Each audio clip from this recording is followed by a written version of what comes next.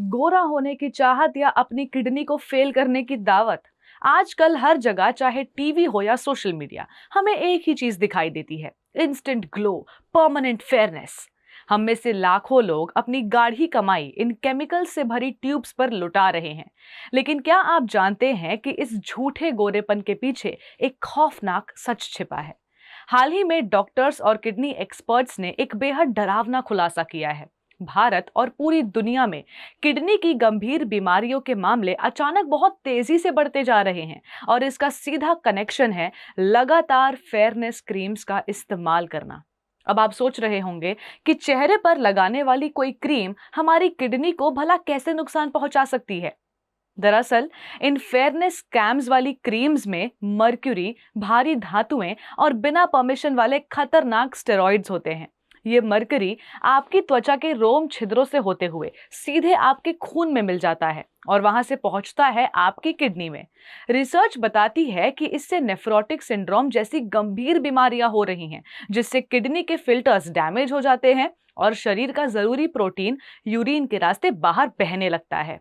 अगर आपके पैरों, टखनों या आंखों के आसपास सूजन है, यूरिन में झाग आ रही है या बिना वजह बहुत ज्यादा थकान रहती है, तो ये आपकी किडनी का डेंजर सिग्नल है। श्रीमद् भागवतम में साफ कहा गया है कि ये शरीर भगवान का दिया हुआ एक पवित्र रथ है, एक मंदिर है जिससे हमें भक्ति करनी है। जब हम बाहरी दिखावे के चक्कर में इसमें जहरीले केमिकल्स डालते हैं, तो हम भगवान की दी हुई इस अनमोल देन का अनादर कर रहे होते हैं। हम माया के इस भ्रम में फंस जाते हैं कि हम ये शरीर हैं। किंतु भगवत गीता के दूसरे अध्याय के 20वें श्लोक में भगवान कृष्ण कहते हैं, न जायते म्रियते वा कदाचिन, यानी आत्मा का न कभी जन्म होता है न मृत्यु। हम ये गोरी या सावली चमड़ी नहीं है, हम तो इसके भीतर रहने वाली शुद्ध शाश्वत आत्मा है। असली ग्लो किसी केमिकल के ट्यूब से नहीं आता, वो तो भक्ति से शुद्ध हुए हृदय से झलकता है। अरे संतों और भक्तों के चेहरे पर जो दिव्य तेज होता है, वो किसी पार्लर का नहीं, बल्कि श्याम सुंदर से जुड़ाव का होता है।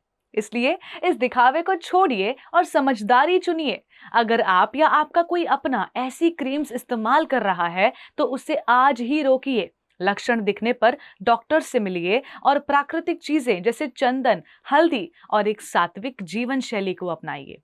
शीशे के सामने बैठकर त्वचा को चमकाने में कम और भगवान के नाम का जप करके आत्मा को चमकाने में ज्यादा समय लगाइए, क्योंकि वही असली और परमानेंट ग्लो है। अगर ये जानकारी आपको सही लगी हो, तो इसे अपने परिवार और दोस्तों के साथ जरूर शेयर करें, और इस पूरी घटना पर आपकी क्या राय है कमेंट्स में जरूर बताएं।